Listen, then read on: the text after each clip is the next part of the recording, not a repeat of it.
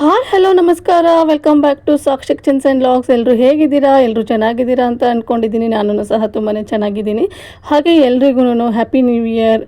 ಹೋದ ವರ್ಷ 2025ರಲ್ಲಿ ಏನೆಲ್ಲ ಕೆಲಸಗಳು ಮಾಡಬೇಕು ಅಂತ ಅಂದ್ಕೊಂಡಿದ್ರೆ ಅದು ಯಾವುದೋ ಆಗಿಲ್ಲ ನೋಡಿ. ಅದೆಲ್ಲ 2026ಕ್ಕೆ ಆಗಲಿ ಅಂತ ನಾನು ಸಹ ದೇವ್ರ ಹತ್ರ ಕೇಳ್ಕೊತಿದ್ದೀನಿ. ಹಾಗೆ ಇವತ್ತು ಗುರುವಾರ ಬೆಳಗ್ಗೆಯಿಂದ ಇಲ್ಲಿ ಲಾಗ್ನ ಶುರು ಮಾಡ್ಕೊಂಡಿದ್ದೀನಿ. ಹಾಗೆ ಇವತ್ತಿನ ಪೂಜೆ ನೋಡಿ ಈ ಥರ ಇತ್ತು.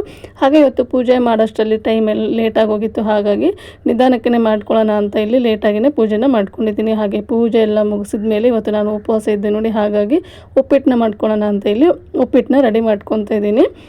ಹಾಗೆ ಯಾರೆಲ್ಲ ನ್ಯೂ ಇಯರ್ ಯಾವ ಥರ ಆಚರಿಸಿದ್ದೀರ ಅಂತ ನಮಗೆ ಕಾಮೆಂಟ್ ಸೆಕ್ಷನಲ್ಲಿ ಕಾಮೆಂಟ್ ಮಾಡಿ ತಿಳಿಸಿ.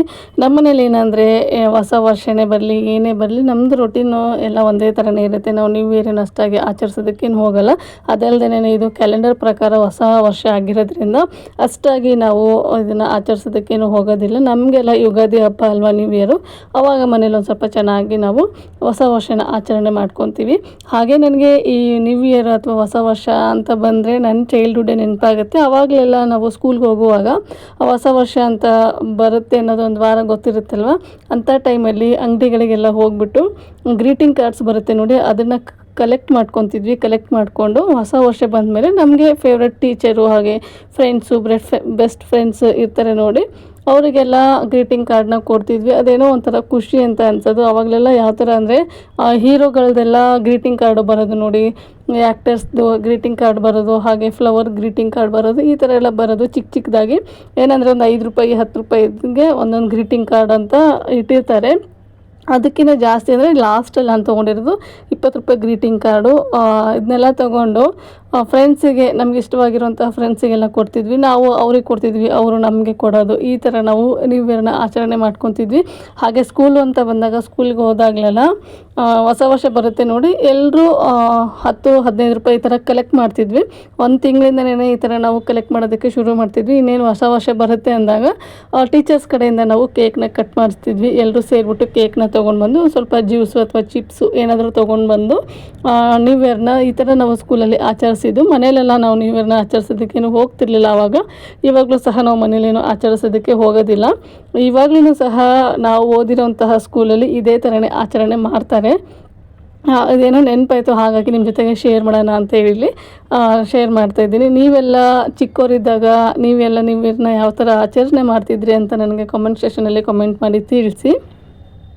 ಹಾಗೆ 2025ರಲ್ಲಿ ನೀವು ಅಂದ್ಕೊಂಡಿರುವಂತಹ ಕೆಲಸಗಳು ಮಾಡೋದಕ್ಕೆ ಆಗಿಲ್ಲ ಅಂದರೆ 2026 ಸಹ ನೀವು ಮಾಡ್ಕೋಬೋದು. ಏನಂದರೆ ಇದು ಕ್ಯಾಲೆಂಡರ್ ಪ್ರಕಾರ ನ್ಯೂ ಇಯರ್ ಅಲ್ವಾ, ಹಾಗಾಗಿ ನಮಗೆ ಯಾವಾಗ ಅನುಕೂಲ ಆಗುತ್ತೆ ಆವಾಗ ನಮ್ಮ ಕೆಲಸಗಳನ್ನ ನಾವು ಈಡೇರಿಸ್ಕೋಬೇಕಾಗತ್ತೆ. ಇದೇ ವರ್ಷನೇ ಈಡೇರಿಸ್ಕೋಬೇಕು ಅಂದರೆ ಆಗಲ್ಲ. ಚಿಕ್ಕ ಪುಟ್ಟದಾದರೆ ಬೇಗನೆ ಈಡೇರಿಸ್ಕೊಂಡ್ಬಿಡ್ಬೋದು, ಅಂದರೆ ದೊಡ್ಡದಾದರೆ ಈಡೇರೋದಿಲ್ಲ ಬೇಡಿಕೆಗಳು. ಹಾಗಾಗಿ ನಾನು ಸಹ 2 ವರ್ಷದಿಂದ ಆಯಿತು ಈ ವರ್ಷ ಸಬ್ಸ್ಕ್ರೈಬರ್ಸ್ ಚೆನ್ನಾಗಿ ಆಗ್ತಾರೆ ಅಂತ ಅನ್ಕೊತಾನೆ ಬರ್ತಾಯಿದ್ದೀನಿ.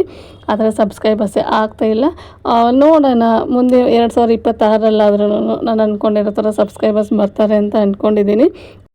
ಪ್ರಯತ್ನ ಮಾತ್ರ ನಮ್ಮದಿರಬೇಕಾಗತ್ತೆ, ಫಲನೆಲ್ಲ ನಾವು ದೇವ್ರ ಮೇಲೇ ಬಿಡಬೇಕಾಗತ್ತೆ. ನಾವು ಯಾವ ಥರ ವೀಡಿಯೋಸ್ ಮಾಡ್ತೀವಿ ಅದ್ರ ಮೇಲೆ ಸಬ್ಸ್ಕ್ರೈಬರ್ಸು ಬರ್ತಾರೆ ಅಂತ ಅಂದ್ಕೊತೀನಿ.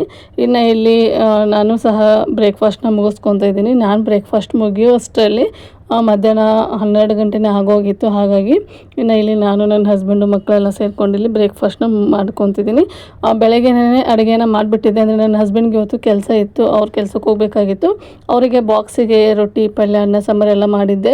ಇನ್ನು ಅವರು ಸಹ ಮನೇಲಿದ್ರಲ್ಲ ಅಂತ ಹೇಳ್ಬಿಟ್ಟು ಇಲ್ಲಿ ಎಲ್ಲರಿಗೂ ಇನ್ನೊಂದು ಸರಿ ಬ್ರೇಕ್ಫಾಸ್ಟ್ನ ಹಾಕಿ ಕೊಡ್ತಾಯಿದ್ದೀನಿ. ಅದಾದ ನಂತರ ಕೆಲಸ ಎಲ್ಲ ಆಗಿತ್ತು ನೋಡಿ, ಹಾಗಾಗಿ ನನಗೆ ಮತ್ತೆ ವಿಡಿಯೋನ ಕಂಟಿನ್ಯೂ ಮಾಡೋದಕ್ಕೆ ಆಗಿರಲಿಲ್ಲ. ಇನ್ನು ಇಲ್ಲಿ ಸಂಜೆಯಿಂದ ಲಾಗ್ನ ಶುರು ಮಾಡ್ಕೊತಾ ಇದ್ದೀನಿ. ಇನ್ನು ನಾಳೆ ದೋಸೆ ಮಾಡೋಣ ಅಂತ ಅಂದ್ಕೊಂಡಿದ್ದೆ, ಹಾಗಾಗಿ ದೋಸೆ ಹಿಟ್ಟನ್ನು ಸಹ ನೆನೆಯಕ್ಕೆ ಇಟ್ಟಿದ್ದೆ, ಅದನ್ನು ಇಲ್ಲಿ ಹಿಟ್ಟನ್ನ ರುಬ್ಕೊತಾ ಇದ್ದೀನಿ. ಹಾಗೆ ಇವತ್ತು ನಾನು ಏನು ಅಂದ್ಕೊಂಡಿದ್ದೆ ಅಂದರೆ ಕಾಯಿ ಒಬ್ಬಟ್ಟನ್ನ ಮಾಡೋಣ ಅಂತ ಅಂದ್ಕೊಂಡಿದ್ದೆ. ನಾನು ಫಸ್ಟ್ ಟೈಮು ಕಾಯಿ ಒಬ್ಬಟ್ಟನ್ನ ಮಾಡ್ತಾ ಇರೋದು, ನನಗೂ ಸಹ ಬರೋದಿಲ್ಲ. ಮಾಡೋದನ್ನ ನೋಡಿದ್ದೀನಿ, ನಾನು ಮನೇಲಿ ಟ್ರೈ ಮಾಡಿರಲಿಲ್ಲ. ಇವತ್ತು ಮಾಡೋಣ ಅಂತ ಹೇಳ್ಬಿಟ್ಟು ಅದಕ್ಕೆಲ್ಲ ಪ್ರಿಪೇರ್ ಮಾಡಿ ಇಟ್ಕೊಂಡಿದ್ದೆ. ನೋಡಿದರೆ ಕಾಯಿ ಒಬ್ಬಟ್ಟು ಅನ್ನೋದು ಚೆನ್ನಾಗೇ ಬಂದಿರಲಿಲ್ಲ. ಹಾಗೆ ನೀವು ನೋಡ್ತಾ ಇರ್ಬೋದು ಇಲ್ಲಿ ಯಾವ ಥರ ಬಂದಿದೆ ಅಂತ ಹೇಳ್ಬಿಟ್ಟು. ಅದೇನೋ ಗೊತ್ತಿಲ್ಲ, ನಾನು ಮಾಡಿರುವಂತಹ ಹೂರಣ ಗಟ್ಟಿಯಾಗಿಬಿಟ್ಟಿದೆ. ಒಬ್ಬಟ್ಟನ್ನ ತಟ್ಟೋದಕ್ಕೆ ಹೋದರೆ ಈ ಥರ ಬಂತು. ಹಾಗಾಗಿ ಇನ್ನು ಸುಮ್ಮನೆ ಮಾಡಿದ್ರೆ ಗ್ಯಾಸು ವೇಸ್ಟು ಹಾಗೆ ಟೈಮು ವೇಸ್ಟು ಅಂತ ಹೇಳ್ಬಿಟ್ಟು ನಾನು ಮಾಡೋದಕ್ಕೆ ಹೋಗಲಿಲ್ಲ. ಇಲ್ಲಿ ನಿಮಗೆ ಬಿಡಿಸಿ ತೋರಿಸ್ತಾ ಇದ್ದೀನಿ ನೋಡಿ, ಲಡ್ಡು ಮಾಡಿರ್ತೀವಿ ನೋಡಿ, ಆ ಥರ ಅನ್ನಿಸ್ತಾ ಇತ್ತು. ಹಾಗಾಗಿ ಅದನ್ನ ಮಕ್ಕಳಿಗೆ ಹಾಗೆಯೇ ತಿನ್ನೋದಕ್ಕೆ ಕೊಟ್ಬಿಡೋಣ, ತಿನ್ನೋದಕ್ಕೂ ಸಹ ಚೆನ್ನಾಗಿರುತ್ತೆ ಅಂತ ಅದನ್ನು ಕೈ ಬಿಟ್ಬಿಟ್ಟೆ. ನೆಕ್ಸ್ಟ್ ಟೈಮ್ ಇನ್ನೊಂದು ಸರಿ ಯಾವಾಗಾದರೂ ಕರೆಕ್ಟಾಗಿ ನಾನು ಕಾಯಿ ಒಬ್ಬಟ್ಟನ್ನ ಮಾಡೋದನ್ನ ಕಲ್ತ್ಬಿಟ್ಟು ಆಮೇಲೆ ನಿಮ್ಮ ಜೊತೆಗೆ ಶೇರ್ ಮಾಡೋಣ ಅಂತ ಅಂದ್ಕೊಂಡಿದ್ದೀನಿ. ನಾನು ಬೇಳೆ ಒಬ್ಬಟ್ಟನ್ನ ಇದೇ ಥರನೇ ನೋಡಿಬಿಟ್ಟೆ ಮಾಡೋದಕ್ಕೆ ಕಲ್ತಿರೋದು. ಆದರೆ ಕಾಯಿ ಒಬ್ಬಟ್ಟು ಯಾಕೆ ಈ ಥರ ಆಯಿತು ಅಂತ ಗೊತ್ತಿಲ್ಲ. ಅದನ್ನು ಪಾಕ ತೆಗೆದ್ಬಿಟ್ಟು ಮಾಡೋದ್ರಿಂದ ಏನಾದರೂ ಇಲ್ಲಿ ಗಟ್ಟಿ ಆಯಿತು ಅಂತ ಅಂದ್ಕೊತೀನಿ. ಬೇಳೆ ಒಬ್ಬಟ್ಟು ಮಾಡೋ ಪ್ರೊಸೀಜರೇ ಬೇರೆ ಥರ ಇರುತ್ತೆ, ಹಾಗೆ ಈ ಕಾಯಿ ಒಬ್ಬಟ್ಟು ಮಾಡೋ ಪ್ರೊಸೀಜರೇ ಬೇರೆ ಇರುತ್ತೆ ನೋಡಿ. ಹಾಗಾಗಿ ಅದಂತೂ ನನಗೆ ಮಾಡೋದಕ್ಕಾಗಲಿಲ್ಲ, ಅದನ್ನು ಅಲ್ಲಿಗೆ ಕೈ ಬಿಟ್ಬಿಟ್ಟಿದ್ದೀನಿ. ಅದಾದ ನಂತರ ನೈಟ್ ಊಟಕ್ಕೆ ಒಂದು ಸ್ವಲ್ಪ ಪಲ್ಯ ಬೇಕಾಗಿತ್ತು. ಮನೆಯಲ್ಲಿ ಕಾಳು ನೆನೆಸಿಟ್ಟಿದ್ದೆ, ಕಾಳು ಪಲ್ಯನ ಮಾಡೋಣ ಅಂತೇಳಿ ಕಾಳು ಪಲ್ಯಗೂ ಸಹ ರೆಡಿ ಮಾಡ್ಕೊತಿದ್ದೀನಿ. ನನಗೆ ಇವತ್ತು ಎಷ್ಟು ಬೇಜಾರಾಗೋಯಿತು ಅಂದರೆ ಕಾಯಿ ಒಬ್ಬಟ್ಟು ಮಾಡುವಾಗ ಹೂರಣ ಮಾಡುವಾಗ ತುಂಬಾ ಚೆನ್ನಾಗಿ ಬರ್ತಾಯಿತ್ತು. ಇಷ್ಟೇ ಈಸಿಯಾಗಿ ಮಾಡ್ಬೋದು ಬಿಡು ಅಂತ ಅಂದ್ಕೊಂಡೆ. ಆಮೇಲಿರೋದು ನೋಡಿ ನಾವೇನು ಒಬ್ಬಟ್ಟನ್ನ ತಟ್ಟೋದಕ್ಕೆ ಹೋಗ್ತೀನಲ್ವ, ಆ ಟೈಮಲ್ಲಿ ಗೊತ್ತಾಯಿತು ಇದು ಇಷ್ಟೊಂದು ಸುಲಭ ಅಲ್ಲ, ಮಾಡೋದು ತುಂಬಾ ಕಷ್ಟ, ಇದಕ್ಕೆ ಎಕ್ಸ್ಪೀರಿಯೆನ್ಸ್ ಬೇಕು ಅಂತ ಹೇಳ್ತಾರಲ್ವ. ನಾನು ಫಸ್ಟ್ ಟೈಮ್ ಮಾಡಿರೋದ್ರಿಂದ ನನಗೆ ಅಷ್ಟಾಗಿ ಬರಲಿಲ್ಲ, ಹಾಗಾಗಿ ಅದನ್ನ ಬಿಟ್ಬಿಟ್ಟಿದ್ದೀನಿ ಮಾಡೋದು. ಇನ್ನೊಂದ್ಸರಿ ಯಾವಾಗಲೂ ಮಾಡೋಣ ಅಂತ ಅಂದ್ಕೊಂಡು ಇನ್ನು ಒಂದು ಸೈಡು ಪಲ್ಯನೂ ಸಹ ಕುದೀತಾ ಇತ್ತು. ಹಾಗೆ ಸೀಲಿಂಗು ಗ್ಯಾಸ್ನೆಲ್ಲ ನೀಟಾಗಿ ಕ್ಲೀನ್ ಮಾಡಿಕೊಂಡೆ. ಇನ್ನು ಮನೆಯಲ್ಲಿ ಪುಟಾಣಿ ಚಟ್ನಿ ಖಾಲಿಯಾಗಿತ್ತು, ಪುಟಾಣಿ ಚಟ್ನಿನಾದ್ರು ಮಾಡ್ಕೊಳ್ಳೋಣ ಅಂತ ಅಂದ್ಕೊಂಡು ಇಲ್ಲಿ ಪುಟಾಣಿ ಚಟ್ನಿ ರೆಸಿಪಿನ ನಿಮ್ಮ ಜೊತೆಗೆ ಶೇರ್ ಮಾಡ್ತಾಯಿದ್ದೀನಿ ನೋಡಿ. ಮೊದಲಿಗೆ ಇಲ್ಲಿ ಸ್ಟವ್ ಆನ್ ಮಾಡಿ ಇಟ್ಕೊಂಡು ಒಂದು ಚಿಕ್ಕ ಬಾಣಲಿ ಇಟ್ಕೊಂಡಿದ್ದೀನಿ. ಅದಕ್ಕೆ ಒಂದು 3/4 ಕಪ್ ಆಗುವಷ್ಟು ಪುಟಾಣಿನ ನಾನು ಹುರ್ಕೊತಾ ಇದ್ದೀನಿ. ಅಂದರೆ ಇವಾಗ ತಂಡಿರೋದ್ರಿಂದ ಒಂದು ಸ್ವಲ್ಪ ಮೆತ್ತಗಿರುತ್ತೆ, ಹಾಗಾಗಿ ಒಂದು ಸ್ವಲ್ಪ ಕ್ರಿಸ್ಪಿ ಆಗೋ ಥರ ಇದನ್ನು ಹುರಿಬೇಕಾಗತ್ತೆ. 1-2-3 ನಿಮಿಷ ಹುರಿದ್ಬಿಟ್ರೆ ಸಾಕಾಗುತ್ತೆ, ಜಾಸ್ತಿ ಹುರಿಯೋದಕ್ಕೆ ಹೋಗ್ಬಿಡಿ, ಗಟ್ಟಿ ಆಗಿಬಿಡುತ್ತೆ. 1-2-3 ನಿಮಿಷ ಇದನ್ನು ಈ ಥರ ರೋಸ್ಟ್ ಮಾಡ್ಕೋಬೇಕಾಗತ್ತೆ. ಅದಾದ ನಂತರ ಇದನ್ನು ಮಿಕ್ಸಿ ಜಾರಿಗೆ ನಾನಿಲ್ಲಿ ತೆಗಿತಾ ಇದ್ದೀನಿ. ಡೈರೆಕ್ಟಾಗಿ ಮಿಕ್ಸಿ ಜಾರಿಗೇ ಹಾಕ್ಕೊತಾ ಇದ್ದೀನಿ, ಯಾಕಂದರೆ ತಣ್ಣಗಾಗಬೇಕಲ್ವ. ಹಾಗಾಗಿ ಇನ್ನು ಇದೇ ಬಾಣಲಿಗೆನೇ ಇಲ್ಲಿ ಒಂದು ಸ್ವಲ್ಪ ಕರ್ಬೇವಿನ ಸೊಪ್ಪನ್ನ ಸೇರಿಸ್ಕೊತಾ ಇದ್ದೀನಿ. 1 ಗರಿ ಕರ್ಬೇವಿನ ಸೊಪ್ಪು ಅಂತ ಅನ್ಕೋಬೋದು, ನೀವೇನಾದರೂ ಒಣ ಕರ್ಬೇವಿದ್ರೆ ಹಾಗೇ ಸೇರಿಸ್ಕೊಳ್ಳಿ. ನಾನಿಲ್ಲಿ ಹಸಿ ಕರ್ಬೇವನ್ನ ಸೇರಿಸ್ಕೊತಿರೋದ್ರಿಂದ ಒಂದು ಸ್ವಲ್ಪ ಅದನ್ನು ರೋಸ್ಟ್ ಮಾಡ್ತಾಯಿದ್ದೀನಿ. ಚಟ್ನಿನ 1 ತಿಂಗಳು ಅಥವಾ ಒಂದು 15 ದಿನ ಇಟ್ಕೊಂಡು ತಿಂತೀವಿ ಅಂದರೆ ಈ ಥರ ನಾವು ರೋಸ್ಟ್ ಮಾಡಿ ಹಾಕೋಬೇಕಾಗತ್ತೆ. ಹಾಗಾಗಿ ಇನ್ನು ಇಲ್ಲಿ ಕರಿಬೇವು ಸಹ ನೀಟಾಗಿ ರೋಸ್ಟ್ ಆಯಿತು. ಇದ್ರ ಜೊತೆಗೇ 1 ಸ್ಪೂನ್ ಆಗುವಷ್ಟು ಜೀರಿಗೆನೂ ಸಹ ಸೇರಿಸ್ಕೊತಾ ಇದ್ದೀನಿ.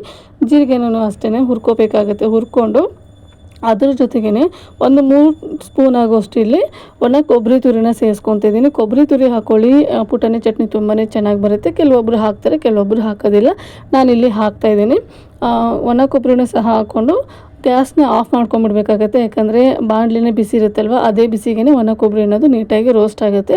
ಹಾಗೆ ಇದನ್ನು ಹುರಿಯುವಾಗ ನಾವು ಎಣ್ಣೆನ ಬಳಸ್ಕೋಬಾರ್ದು, ಹಾಗೇ ಡ್ರೈ ರೋಸ್ಟ್ ಮಾಡ್ಕೋಬೇಕಾಗುತ್ತೆ. ಇಲ್ಲಿ ಗ್ಯಾಸ್ನ ಆಫ್ ಮಾಡಿ ನೀಟಾಗಿ ಇದನ್ನು ಸಹ ನಾನು ಹುರಿತಾ ಇದ್ದೀನಿ. ಹಾಗೆ ನೋಡ್ತಾ ಇರ್ಬೋದು ನೀವು, ಇಲ್ಲಿ ಈ ಥರ ಕಲರ್ ಚೇಂಜ್ ಆಗೋದಕ್ಕೆ ಶುರು ಆಗುತ್ತೆ. ಇಷ್ಟಾದರೆ ಸಾಕಾಗುತ್ತೆ. ಇದನ್ನು ಸಹ ನಾನು ಮಿಕ್ಸಿ ಜಾರಿಗೆ ಸೇರಿಸ್ಕೊತಾ ಇದ್ದೀನಿ. ಇದಕ್ಕಿವಾಗ ರುಚಿಗೆ ತಕ್ಕಷ್ಟು ಉಪ್ಪನ್ನು ಸೇರಿಸ್ಕೋಬೇಕಾಗತ್ತೆ. ಹಾಗೆ ಬೆಳ್ಳುಳ್ಳಿನ ಸಹ ನಾನಿಲ್ಲಿ ಸೇರಿಸ್ಕೊತಾ ಇದ್ದೀನಿ. ನಾಟಿ ಬೆಳ್ಳುಳ್ಳಿನ ಸೇರಿಸ್ಕೊತಾ ಇದ್ದೀನಿ, ಫ್ಲೇವರ್ ಚೆನ್ನಾಗಿರುತ್ತೆ ಅನ್ನೋ ಕಾರಣಕ್ಕೆ. ಉಪ್ಪು ಹಾಗೆ ಬೆಳ್ಳುಳ್ಳಿನ ಸೇರಿಸ್ಕೊಂಡು ನಿಮಗೆ ಖಾರ ಯಾವ ಥರ ಬೇಕು ನೋಡಿ, ಇಲ್ಲಿ ಖಾರನೇ ಸೇರಿಸ್ಕೋಬೇಕಾಗತ್ತೆ. ನೀವು ಖಾರ ಜಾಸ್ತಿ ತಿಂತೀವಿ ಅಂದರೆ ಜಾಸ್ತಿ ಸೇರಿಸ್ಕೊಳ್ಳಿ, ನಮಗೆ ಮೀಡಿಯಮ್ ಖಾರ ಬೇಕಾದರೆ ಮೀಡಿಯಮ್ ಖಾರನೇ ಸೇರಿಸ್ಕೊಳ್ಳಿ. ನಾನಿಲ್ಲಿ ಮೀಡಿಯಮ್ ಖಾರನೇ ಸೇರಿಸ್ಕೊತಾ ಇದ್ದೀನಿ. ಹಾಗೆ ನಿಮಗೆ ಬೇಕಾದ್ರೆ ಇದಕ್ಕೆ ಒಂದು ಸ್ವಲ್ಪ ಬೆಲ್ಲನೂ ಸಹ ನೀವು ಸೇರಿಸ್ಕೋಬೋದು. ಬೆಲ್ಲ ಹಾಕೊಂಡ್ರೆ ಸ್ವಲ್ಪ ಸ್ವೀಟ್ ಬರುತ್ತೆ, ಹಾಗಾಗಿ ನಾನಿಲ್ಲಿ ಸೇರಿಸ್ಕೊತಾ ಇಲ್ಲ. ನಿಮಗೇನಾದರೂ ಸ್ವೀಟ್ ಒಂದು ಸ್ವಲ್ಪ ಇಷ್ಟ ಆದರೆ ಬೆಲ್ಲನೂ ಸಹ ನೀವು ಸೇರಿಸ್ಕೋಬೋದು. ಇನ್ನು ಇದನ್ನು ಪೌಡರ್ ಮಾಡಿಕೊಂಡು ತೊಗೊಂಬರ್ಬೇಕಾಗತ್ತೆ. ಇನ್ನು ನಾನು ಸಹ ಇಲ್ಲಿ ಪೌಡರ್ನ ಮಾಡಿಕೊಂಡು ತೊಗೊಂಡು ಬರ್ತೀನಿ.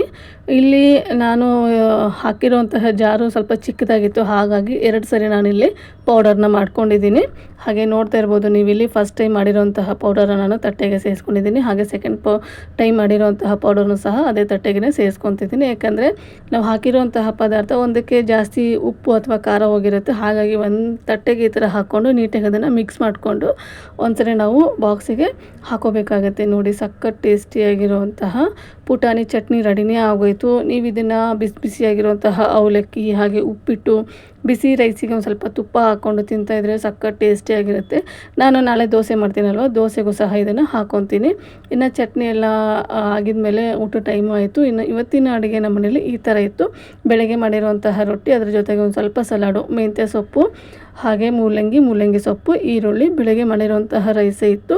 ಹಾಗೆ ಬೆಳಗ್ಗೆ ಮಾಡಿರುವಂತಹ ಸಾಂಬಾರನೇ ಇತ್ತು. ಇದೇ ಸಾಕಾಗುತ್ತೆ ನಮ್ಮ 3 ಜನಕ್ಕೆ. ಹಾಗಾಗಿ ಅದನ್ನು ಸಹ ಇಲ್ಲಿ ಬಿಸಿ ಮಾಡಿ ಇಟ್ಕೊಂಡಿದ್ದೀನಿ. ಇವತ್ತಿನ ರಾತ್ರಿ ಊಟ ಸಿಂಪಲ್ ಆಗಿದ್ರು ಟೇಸ್ಟಿಯಾಗಿತ್ತು. ಇನ್ನು ಊಟ ಎಲ್ಲ ಆದ ನಂತರ ಅಡುಗೆ ಮನೆಯೂ ಸಹ ಕ್ಲೀನ್ ಮಾಡ್ಕೋಬೇಕಾಗಿತ್ತಲ್ವ, ಹಾಗಾಗಿ ಪಾತ್ರೆನ ವಾಶ್ ಮಾಡಿಕೊಂಡು ಸಿಲ್ಲಿಂಗ್ನೆಲ್ಲ ನಾನು ಕ್ಲೀನ್ ಮಾಡ್ಕೊತೀನಿ.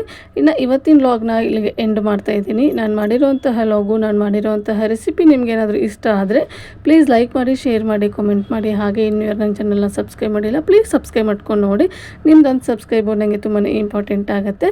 ಹಾಗೆ ನಿಮ್ಮ ಫ್ಯಾಮಿಲಿ ಆ್ಯಂಡ್ ಫ್ರೆಂಡ್ಸಿಗೂ ಸಹ ಈ ವಿಡಿಯೋನ ಶೇರ್ ಮಾಡಿ.